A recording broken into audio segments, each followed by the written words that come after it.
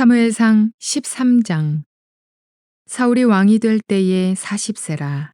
그가 이스라엘을 다스린 지 2년에 이스라엘 사람 3,000명을 택하여 그 중에서 2,000명은 자기와 함께 믹마스와 베델산에 있게 하고 1,000명은 요나단과 함께 베냐민 기브아에 있게 하고 남은 백성은 각기 장막으로 보내니라. 요나단이 게바에 있는 블레셋 사람의 수비대를 치매 블레셋 사람이 이를 들은지라. 사울이 온 땅에 나팔을 불어 이르되 히브리 사람들은 들으라 하니 온 이스라엘이 사울이 블레셋 사람들의 수비대를 친 것과 이스라엘이 블레셋 사람들의 미움을 받게 되었다 함을 듣고 그 백성이 길갈로 모여 사울을 따르니라. 블레셋 사람들이 이스라엘과 싸우려고 모였는데 병거가 3만이요 마병이 6,000명이요 백성은 해변에 모래같이 많더라. 그들이 올라와 베다윈 동쪽 믹마스에 진침해 이스라엘 사람들이 위급함을 보고 절박하여 굴과 수풀과 바위 틈과 은밀한 곳과 웅덩이에 숨으며 어떤 히브리 사람들은 요단을 건너 갓과 길르앗 땅으로 가되 사울은 아직 길갈에 있고 그를 따른 모든 백성은 떨더라. 사울은 사무엘이 정한 기한대로 이레 동안을 기다렸으나 사무엘이 길갈로 오지 아니하매 백성이 사울에게서 흩어지는지라. 사울이 이르되 번제와 화목제물을 이리로 가져오라 하여 번제를 드렸더니 번제 드리기를 마치자 사무엘이 온지라. 사울이 나가 맞으며 문안하매 사무엘이 이르되 왕이 행하신 것이 무엇이냐 하니 사울이 이르되 백성은 내게서 흩어지고 당신은 정한 날 안에 오지 아니하고 블레셋 사람은 믹마스에 모였음을 내가 보았으므로 이에 내가 이르기를 블레셋 사람들이 나를 치러 길갈로 내려오겠거늘 내가 여호와께 은혜를 간구하지 못하였다 하고 부득이하여 번제를 드렸나이다 하니라. 사무엘이 사울에게 이르되 왕이 망령되이 행하였도다. 왕이 왕의 하나님 여호와께서 왕에게 내리신 명령을 지키지 아니하였도다. 그리하였더라면 여호와께서 이스라엘 위에 왕의 나라를 영원히 세우셨을 것이거늘 지금은 왕의 나라가 길지 못할 것이라. 여호와께서 왕에게 명령하신 바를 왕이 지키지 아니하였으므로 여호와께서 그의 마음에 맞는 사람을 구하여 여호와께서 그를 그의 백성의 지도자로 삼으셨느니라 하고 사무엘이 일어나 길갈에서 떠나 베냐민 기브아로 올라가니라. 사울이 자기와 함께한 백성의 수를 세어보니 600명가량이라. 사울과 그의 아들 요나단과 그들과 함께한 백성은 베냐민 게바에 있고 블레셋 사람들은 믹마스에 진쳤더니 노략군들이 세 대로 블레셋 사람들의 진영에서 나와서 한 대는 오브라길을 따라서 수알 땅에 이르렀고 한 대는 베토론 길을 향하였고 한 대는 광야 쪽으로 스보임 골짜기가 내려다 보이는 지역길로 향하였더라. 그때에 이스라엘 온 땅에 철공이 없었으니 이는 블레셋 사람들이 말하기를 히브리 사람이 칼이나 창을 만들까 두렵다 하였음이라. 온 이스라엘 사람들이 각기 보습이나 삽이나 도끼나 괭이를 벼리려면 블레셋 사람들에게로 내려갔었는데 곧 그들이 괭이나 삽이나 쇠스랑이나 도끼나 채찍질이 묻을 때에 그리하였으므로 싸우는 날에 사울과 요나단과 함께한 백성의 손에는 칼이나 창이 없고 오직 사울과 그의 아들 요나단에게만 있었더라. 블레셋 사람들의 부대가 나와서 믹마스 어귀에 이르렀더라. 좋은 날입니다. 성령님께서 오늘도 여러분들의 심령 가운데 큰 은혜와 평강으로 함께하여 주시기를 주님의 이름으로 축복합니다. 오늘 저는 여러분들과 함께 사무엘상 13장 말씀으로 왕이 할 수 있는 것들, 왕이라도 할 수 없는 것들, 그런 제목으로 은혜를 함께 나누기로 원합니다. 우리는 지난 시간 8장부터 12장까지 내용을 살펴보면서 이스라엘 백성들이 하나님께 왕을 요구하였는데 하나님께서 그들의 요구를 수용해 주시고 왕정을 허락하셨다라는 이야기를 살펴보았습니다. 그러나 제 아무리 왕이라 할지라도 이스라엘의 왕은 시내산 언약 아래에 있는 자들입니다. 다른 말로 이야기하면 하나님께서 진정한 통치자이시고 이스라엘의 왕은 하나님의 통치의 대행자라는 것을 잊지 말아야 된다는 것이죠.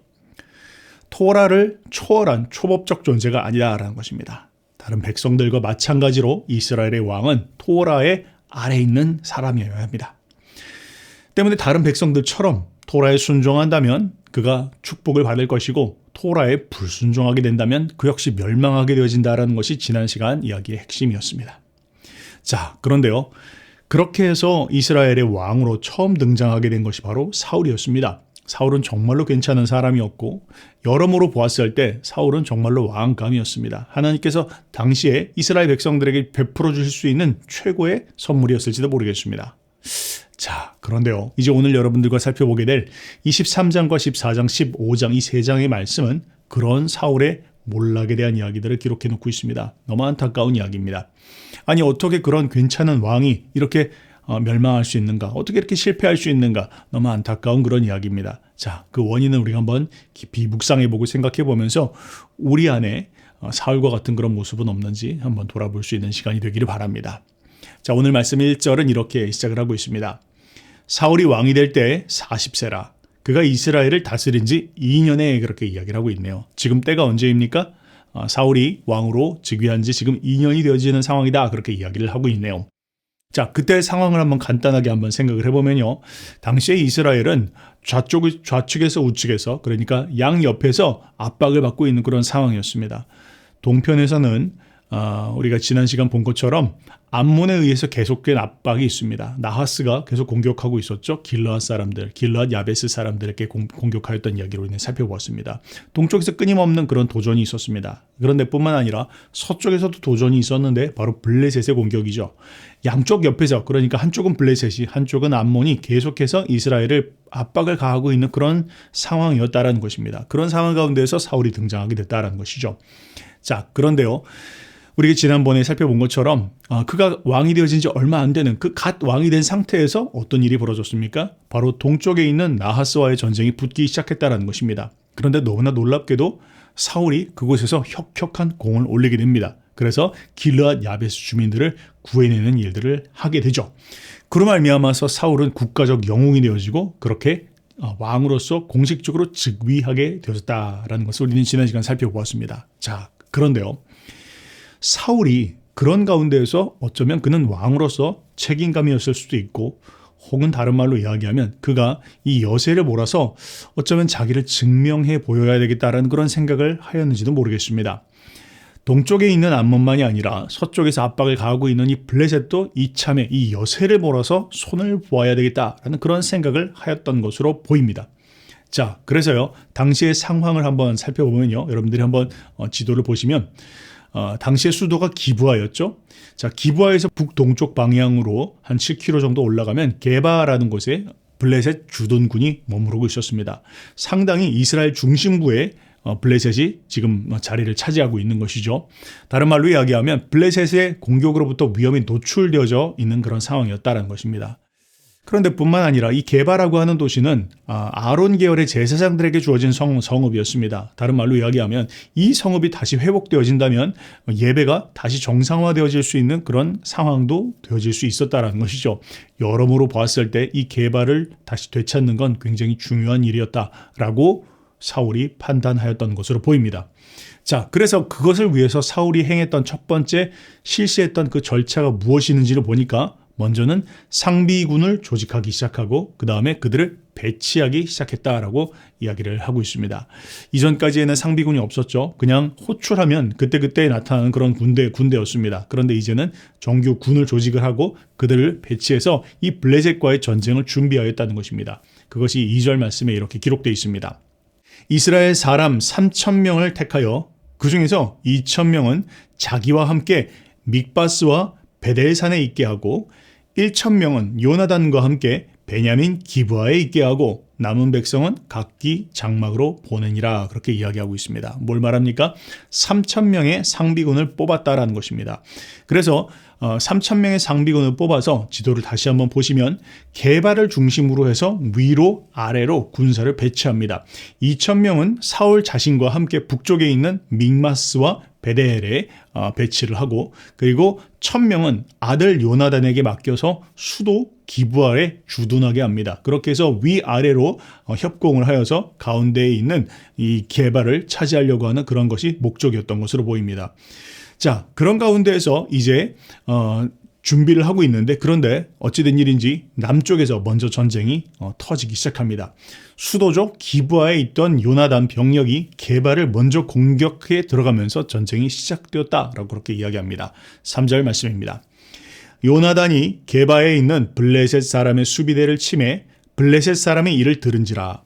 사울이 온 땅에 나팔을 불어 이르되 히브리 사람들은 들으라 하니 온 이스라엘이 사울이 블레셋 사람들의 수비대를 친 것과 이스라엘이 블레셋 사람들의 미움을 받게 되었다 함을 듣고 그 백성이 길갈로 모여 사울을 따르니라 그렇게 이야기하고 있습니다. 자, 뭘 이야기하고 있습니까? 요나단이 드디어 전쟁을 개시하였다 그렇게 이야기하고 있습니다.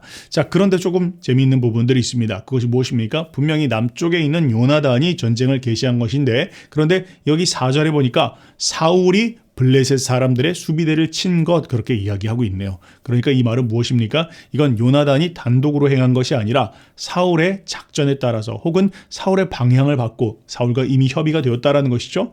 그런 상황 가운데에서 요나단 단독이 아니라 사울이 공격을 시작했다, 전쟁을 개시하였다라는 것을 분명히 이야기를 하고 있습니다.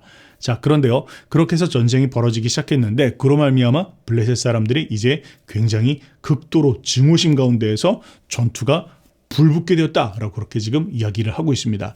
자, 그 이야기를 듣고 사울은 소심령을 발동합니다. 온 이스라엘 백성들에게 이야기하기를 히브리 사람들아 들으라 하면서 전쟁이 벌어졌다라는 것을 이야기를 하고 모든 사람들을 길갈로 모이도록 합니다. 자, 길갈 어디였죠? 여호수아가 가나안 땅 정복하기 전에 먼저 하나님 앞에 할례를 받고 또 유월절을 지켰던 장소 바로 그것이 길갈이죠. 뿐만 아니라 그곳에 처음 성막이 세워졌던 그런 장소였기도 합니다. 그런 의미에서 여러모로 굉장히 중요한 그런 장소였죠. 뒤로 보면 우리가 나오겠지만 바로 그 길갈이라고 하는 곳에서 사울은 사무엘을 기다립니다. 그리고 사무엘로부터 어떤 응답을 듣기를 또한 제의를 드리기를 기다리고 있었던 장소 바로 그것이 길갈입니다. 자, 그런데요. 그런 가운데서 그렇게 사울이 아주 호기롭게 전쟁을 시작하였지만 그런데 안타깝게도 블레셋의 반격이 이 정도였을지는 몰랐던 것 같습니다. 5절 말씀에 블레셋 사람들이 이스라엘과 싸우려고 모였는데 병거가 3만이요 마병이 6,000명이요 백성은 해변에 모래같이 많더라. 그들이 올라와 벳 아웬 동쪽 믹마스의 진침에 이렇게 이야기를 하고 있네요. 뭘 말합니까? 지금 상대의 규모를 보니까 병거가 3만, 마병이 6천, 백성은 해변에 모래같이 많은 사람들이 몰려왔다. 이렇게 이야기를 하고 있습니다. 이 정도까지 블레셋이 공격해 올 줄은 전혀 예상하지를 못했습니다. 그래서 결국에 어떻게 되었습니까? 믹바스라는 곳을 빼앗기게 되었는데 믹바스가 어디였다고요? 사울이 진치고 있었던 곳이었습니다. 여차했으면 사울도 자기의 생명을 잃을 뻔했습니다. 겨우 지금 길갈로 피신을 와서 다행이지 믹바스 진영도 빼앗기게 되었다는 것이죠. 이유는 무엇입니까? 처음 그 게바를 점유한 것을 그들이 빼앗았기 때문이죠. 자, 그로 말미암아서 전쟁이 지금 커지기 시작했다라고 그렇게 이야기하고 있습니다. 자, 상황이 지금 심상치 않게 그렇게 돌아갑니다. 그런 가운데서 6절은 이렇게 이야기합니다. 이스라엘 사람들이 위급함을 보고 절박하여 굴과 수풀과 바위 틈과 은밀한 곳과 웅덩이에 숨었으며 어떤 히브리 사람들은 요단을 건너 갓과 길러 땅으로 가되 사울은 아직 길갈에 있고 그를 따른 모든 백성은 떨더라 그렇게 이야기하고 있습니다. 뭘 말합니까? 병력이 엄청나게 손실되었다. 사람들이 지금 살기 위해서 흩어지기 시작했다. 그리고 대규모 탈영이 일어나기 시작했다. 심지어 어떤 사람들은 요단강을 건너서 길러 땅으로 도망가기까지 하였다. 그렇게 지금 이야기를 하고 있습니다. 그런 상황 가운데에서 사울은 믹바스는 아니지만 그런데 길갈 밑에죠. 요단강 근처에 있는 곳입니다. 그곳에서 머무르면서 지금 사무엘을 기다리고 있습니다. 모든 백성들도 함께 있는데 굉장히 두려움 가운데 떨고 있는 그런 상황이다. 그렇게 성경이 묘사를 하고 있네요. 자, 그러면서 이제 8절부터 15절 상반절까지의 이야기는 그런 가운데서 사울이 하는 결정적 실수에 대한 부분들을 기록해 놓고 있습니다. 자, 지금 여긴 어디죠? 길갈입니다. 길갈에서 사울이 사무엘을 기다리고 있습니다. 8절 말씀입니다. 사울은 사무엘이 정한 기한대로 이래 동안을 기다렸으나 사무엘이 길갈로 오지 아니하매 백성이 사울에게서 흩어지는지라 그렇게 이야기하고 있습니다. 자, 언제인지는 모르겠습니다. 그런데 이 전쟁이 벌어지기 전에 혹은 그 이전부터 어떤 일이 벌어지면 길갈에서 일주일은 너희가 기다려라 라는 이야기가 있었던 것으로 보입니다. 어쨌든 그렇게 해서 지금 7일간을 기다리라고 했는데 약속된 시간이 거의 다 되었음에도 불구하고 사무엘은 오지를 않습니다. 그런데 문제는 거기서 멈추질 않고 백성들이 흩어지기를 시작했다라는 것이죠. 처음에 모였던 상비군이 3천이었지 않습니까? 그리고 나서 사울이 다시 한번 추가로 백성들을 모집을 하였으니까 3천 명보다는 훨씬 더 많은 사람들이 모였을 것입니다. 그런데 지금 남은 사람이 얼마였는지 보니까 15절에 보니까 겨우 600명만 남았다. 그리고 나머지가 다 흩어지게 되었다라는 것이죠. 자, 지금 이 상황을 한번 상상해 보시기 바랍니다. 사울이요, 어떤 상황 가운데 왕이 되었습니까? 백성들이 요구하였습니다. 우리를 대신해서 우리 앞서 나가서 싸울 수 있는 왕을 보내주십시오 해서 사울이 왕으로 들어섰습니다. 그런데 지금 왕이 이 블레셋과의 전쟁을 시작하는 가운데에서 정말 이렇게 턱없는 그런 상황 가운데 몰리게 되었다라는 것이죠. 그러니까 아마 백성들도 이렇게 생각했을 것입니다. 야, 왕이 있어봐야 소용이 없네. 이렇게 아마 생각하면서 그런 말 툭툭 던지고 흩어졌을 가능성이 큽니다. 사울의 군대가 완전히 급속하게 해체되고 있는 그런 상황이었다라는 것이죠. 자, 이처럼 상황이 지금 위급하게 돌아가기 시작하자 사울이 정말로 아주 어려운 그런 상황 가운데에서 결정을 내립니다. 9절에 보니까 사울이 이르되 번제와 화목제물을 이리로 가져오라 하여 번제를 드렸더니 그렇게 이야기하고 있습니다. 무엇입니까? 이 상황을 막아보고자 백성들의 흩어진 마음들을 다시 한번 모으기 위해서 혹은 하나님께서 정말 자신들에게 도움을 주시고자 하는 그런 마음으로 제사를 드렸던 것 같습니다. 그런 마음으로 제사를 드렸는데 10절에 보니까 번제를 드리기를 마치자 사무엘이 온지라 그렇게 이야기를 하고 있네요. 자, 사울은요, 번제와 화목제를 드리기로 하였습니다. 그런데 이제 시간이 다 되어서 번제와 화목제를 드리기로 하고 번제를 다 드렸는데 이제 화목제를 드리기 직전이 되었는데 그 순간 드디어 이제 사무엘이 당도하게 되었더라 그렇게 이야기하고 있는 것입니다. 뭘 이야기하고 있습니까? 분명히 이야기했을 것입니다. 일주일 기다려라 그렇게 이야기했을 것입니다. 그런데 지금 제사를 사실은 아침부터 저녁까지 해 뜨는 순간부터 해 지는 데까지 제사를 드릴 수 있는데 아직 제사가 반이 더 남은 상태에서 사무엘이 도착했다는 건 아직 시간이 남았다라는 것이죠. 아직 해가 저물지 않은 상황이었는데 사울이 급한 마음 가운데에서 제사를 드렸다는 것입니다. 자, 어쨌든 10절에 보니까 사울이 나가서 맞으며 무난함에 그렇게 이야기하고 있네요. 무난했다라는 건 축복했다라는 걸 말합니다. 여기 이 중동 지역의 사람들은 서로 만날 때 아랍 사람들 같은 경우는 아살람 알레쿰 이러면서 서로를 축복하는 이야기들을 하면서 들어갑니다. 자, 그럼 그런 형태로서 축복하는 마음으로 사무엘을 맞이하였다라는 것이죠. 자, 그런데요. 그런 가운데에서 사무엘이 지금 도착을 했는데 돌아가고 있는 상황을 보니까 이게 분위기가 이상합니다. 벌써 제사가 드려지고 있다는 것을 보았다는 것이죠. 사무엘이 사울의 인사를 받지 않습니다. 그리고는 다시 정확하게 질문합니다. 사무엘이 이르되 왕이 행하신 것이 무엇이냐 그렇게 이야기합니다. 그러니까 앞뒤 자르고 왕이 지금 뭘 하고 계십니까? 라고 물어봤다는 것입니다. 자, 그런데 그 이야기를 듣자 사울도 생각했다는 듯이 자기의 생각을 정리해서 이야기를 합니다. 세 가지 이유를 대는데요. 첫 번째, 사울은 말합니다. 11절에 사울이 이르되 백성은 내게서 흩어지고 백성들이 흩어지고 있습니다. 전쟁이 지금 한참 진행되는 가운데에서 사람들이 더 이상 모여있지 않습니다. 위급한 그런 상황이었습니다. 두 번째, 당신은 정한 날에 오지 아니하고 분명히 7일 동안 기다렸는데 오지 않았지 않습니까? 물론 지금 시간이 늦긴 하였지만 오기는 하였지만 그런데 7일 동안 저는 오랫동안 기다렸습니다. 그런데도 오지 않았습니다. 세 번째, 블레셋 사람은 믹마스에 모였음을 내가 보았으므로 이에 내가 이르기를 블레셋 사람들이 나를 치러 길갈로 내려오겠거늘 그렇게 이야기합니다. 이전까지 그가 진을 치고 있었던 믹마스까지 빼앗기고 이제 곧 있으면 지금 자신이 있는 이 길갈로 내려올 것이 분명하다고 판단되어서 빨리 자신이 제사를 드릴 수밖에 없었다라는 것이죠. 12절 후반부에 보니까 내가 여호와께 은혜를 간구하지 못하였다 하고 부득이 번제를 드렸나이다 그렇게 이해합니다. 부득이 번제를 드렸습니다. 누구라도 이렇게 하지 않았겠습니까? 제가 원해서 그런 것은 아닙니다. 그런데 상황이 어쩔 수 없어서 제가 이렇게 제사를 드리게 되었습니다 라고 그렇게 말을 합니다. 자, 좀 이해가 되어지는 면들이 있습니다. 일각 이해가 되어지지만 그런데 사무엘의 반응이 굉장히 차갑습니다. 13절부터 14절입니다. 사무엘이 사울에게 이르되 왕이 망령되이 행하였도다. 왕의 하나님 여호와께서 왕에게 내리신 명령을 지키지 아니하였도다. 만약 명령을 지켰다면, 그리하였더라면 여호와께서 이스라엘 위에 왕의 나라를 영원히 세우셨거늘 지금은 왕의 나라가 길지 못할 것이라.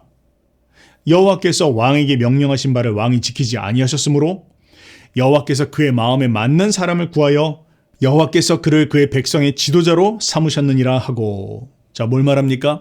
왕이 여호와의 명령을 지키지 않으셨으므로 말미암아 망령되이 행했습니다. 어리석은 일을 행했습니다. 라고 이야기하면서 만약 그렇지 않았다면 마치 다윗 왕처럼 그의 왕위가 영원하였을 것입니다. 그 계획이 하나님께 있었다라는 것이죠. 사울이 만약 하나님께 순종하였다면 사울 왕국이 영원하였을 것이다 라는 것을 지금 이야기하고 있습니다. 그런데 지금 그가 그렇게 하지 못함으로 말미암아 그의 왕위는 짧게 되어질 것이다 라는 것을 선포하고 있는 것입니다. 그 다음 두 번째, 다른 왕을 찾으실 것입니다. 당신이 하나님의 말씀을 듣지 않음으로 말미암아 하나님께서는 당신의 말씀을 잘 듣는 하나님의 마음에 맞는 일을 찾아서 그를 백성의 지도자로 삼으실 것입니다. 라는 결정적 심판에 대한 예언을 하게 되어집니다. 정말로 올리시는 분, 내리시는 분이 하나님이시다라는 것을 명확하게 지금 이야기를 하고 있죠. 자, 그러나 그럼에도 불구하고 우리는 조금 이해가 안 되는 면이 있습니다. 이렇게까지 혹독하게 이야기해야 될까? 이렇게까지 심판을 받을 부분들인가? 라는 부분들을 생각을 하게 되어집니다. 그런데 왜 그런지를 우리가 한번 생각을 해봅시다. 사울이 잘못한 것이 무엇인지 한번 생각을 해보자는 것입니다. 자, 첫 번째, 사울은요, 이스라엘의 왕입니다. 그러면 왕이 할 수 있는 일은 무엇입니까? 지금 이 일과 관련해서 왕은 전쟁 가운데서 이스라엘 백성들을 이끌 수 있는 그런 권한이 주어져 있습니다. 이스라엘 백성들과 함께 전쟁을 치르고 백성들을 동원하고 그런 일들을 할 수가 있다라는 것이죠. 그것은 왕이 할 수 있는 일입니다. 그러나 두 번째, 왕은 선지자와의 관계에서 한계가 있습니다. 그것은 무엇입니까? 성전을 계시하는 일, 그러니까 전쟁을 시작하는 일은 그건 왕이 할 수 있는 일이 아닙니다. 그건 선지자가 하는 일입니다. 다른 말로 이야기하면 선지자가 이 전쟁의 정당성을 하나님으로부터 묻고 하나님께서 이것에 대해서 허락하시는 것만을 치룰 수 있다는 것이죠. 치러진 전쟁에 대해서는 그것을 백성들과 함께 전쟁을 치룰 수는 있지만 그 일을 시작하는 것, 계시하는 건 왕이 할 수 없는 거라는 것입니다. 근데 그 일을 지금 넘어섰다는 것이죠. 또한 세 번째, 무엇입니까? 왕은 제사장과의 관계에서 한계가 있습니다. 뭘 말합니까? 왕은 제사를 드리는 일은 할 수가 없다는 것이죠. 제사에 참여할 수는 있지만 그런데 그 왕이 제사를 집전하는 일들, 그건 할 수가 없는 일이다라는 것을 지금 이야기하고 있는 것입니다.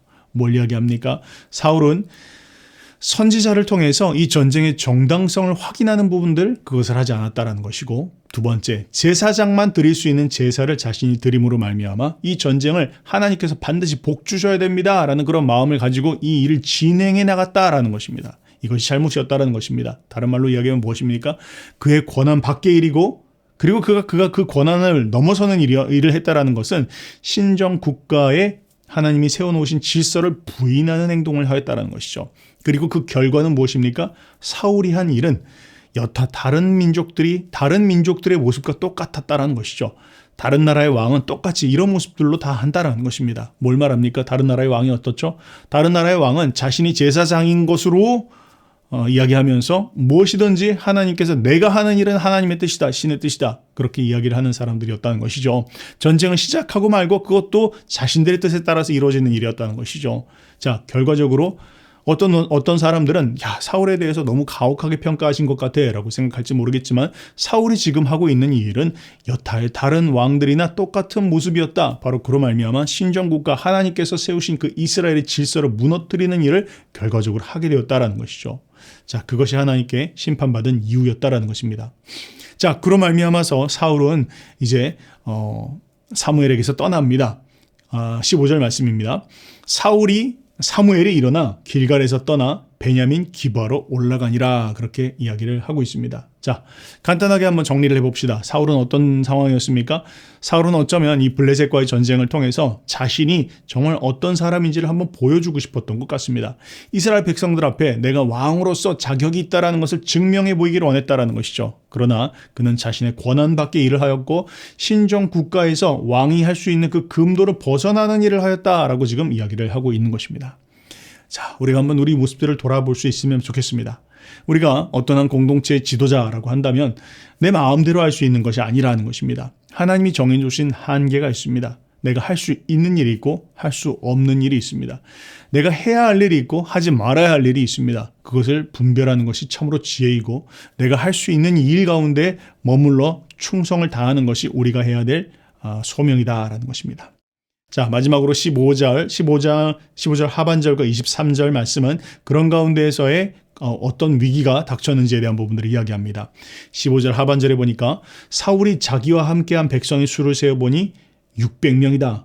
사울의 군대가 고작 600명밖에 남지 않았다라는 것이죠. 여러분, 우리가 기억해야 할 것이 있습니다. 무엇입니까? 이렇게 명분 없는 전쟁은 하나님도 함께 하시지 않지만 사람들도 함께 하시지 않는다는 겁니다. 하나님이 시작한 전쟁이 아니죠. 사울이 시작한 전쟁입니다. 하나님의 축복이 없습니다. 그로 말미암아서 함께하는 사람도 남지 않았다. 그렇게 이야기합니다. 자, 그런 가운데서 블레셋 군대가 세 부대로 나눠서 이스라엘의 여러 지역을 공격하기 시작했다라고 이야기하고 있습니다. 사울과 그의 아들 요나단과 그들과 함께한 백성은 베냐민 게바에 있고 블레셋 사람들은 믹마스에 진쳤더니 노략군들이 세 대로 블레셋 사람들의 진영에서 나와서 한 대는 오브락 길을 따라서 수알 땅에 이르렀고 한 대는 벳호론 길로 향하였고 한 대는 광야 쪽으로 스보임 골짜기가 내려다 보이는 지역 길로 향하였더라. 뭘 이야기합니까? 믹바스에 있던 사람들이 이 사람들이 흩어지면서 이스라엘 진영을 흩어놓기 시작했다. 찢어놓기 시작했다. 다른 말로 이야기하면 이스라엘 안에서 혼란을 주기 위해서 한 군데 모여있지 않고 예상외로 길갈로 내려오지 않고 이스라엘 각 지역으로 흩어져서 아주 그런 나름의 어떤 그런 심리전을 펼치기 시작했다라는 것을 지금 이야기를 하고 있습니다. 자, 그러면서 마지막으로 19절부터 23절까지의 말씀은 이스라엘의 상황에 대해서, 전력 상황에 대해서 이야기하고 있는데 이스라엘은 이런 상황 속에서 철로 된 군사무기가 하나도 없었더라 그렇게 이야기하고 있습니다. 그러니까 철기가 완전히 블레셋 사람들에 의해서 독점되어지고 있었다라는 것을 갑자기 이야기를 끼워놓고 있습니다. 이 이야기는 복선입니다. 이제 내일 여러분들과 살펴볼 14장의 이야기. 그런 상황 가운데서도 전쟁의 승리를 주신다면 정말 이건 하나님이 주신 승리다. 그런 이야기에 복선을 깔고 있습니다. 한번 읽어보겠습니다.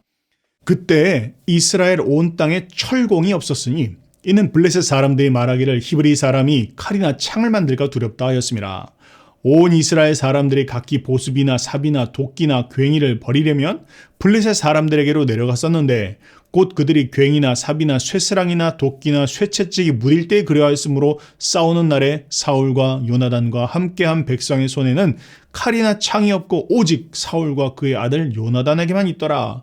그렇게 이야기하면서 블레셋 사람들의 부대가 나와서 믹바스 어귀에 이르렀더라. 그렇게 이야기를 하고 있네요. 그러니까 지금 싸울 수 있는 상황이 전혀 아니었더라. 이렇게 이야기를 하고 있는 것입니다. 자, 오늘 말씀을 정리하면서 오늘 말씀을 통해서 우리가 깨달을 수 있는 바는 무엇입니까? 오늘 말씀의 제목처럼 왕이 할 수 있는 일이 있고 왕이라도 할 수 없는 일이 있다는 것을 기억하기를 바랍니다. 하나님께서 나를 세워두신 그 자리, 그리고 나에게 한계에 그어주신 것을 우리는 잘 기억해야 합니다. 여러분, 삶의 지혜는 무엇입니까? 하나님이 나를 어느 자리에 두셨는지, 또 나의 한계가 어디인지를 잘 깨닫고 그 안에서 충성을 다하고 열심히 살아가는 것이 참 지혜입니다. 더 높은 자리에 오르려고 하거나 혹은 하나님이 내게 주신 은사나 부르심이 아님에도 불구하고 그저 다른 사람들을 보면서 야, 나도 저거 한번 해보고 싶다. 나도 저거 한번 가져보고 싶다. 이런 마음 갖는 것들, 이런 모든 것들이 실패의 원인이라는 것을 알아야 합니다. 왕이라 할지라도 자신이 해야 할 일이 있고 자신이 할 수 없는 일이 있다는 걸 알아야 합니다. 모든 걸 다 할 수 있는 것이 아니라는 것이죠. 특별히 우리가 높은 지위에 오르면 오를수록 더 그렇다는 것을 깨달아야 합니다. 하나님이 나를 두신 자리가 어디인지, 내게 시키신 일이 무엇인지 그것을 집중해야 합니다. 그 일에 충성해야 합니다. 그럴 때 하나님께서 우리의 삶의 보호를 주시고 우리의 삶의 축복을 주시는 것입니다. 그렇게 승리하시는 저와 여러분들 되시기를 주님의 이름으로 축복합니다.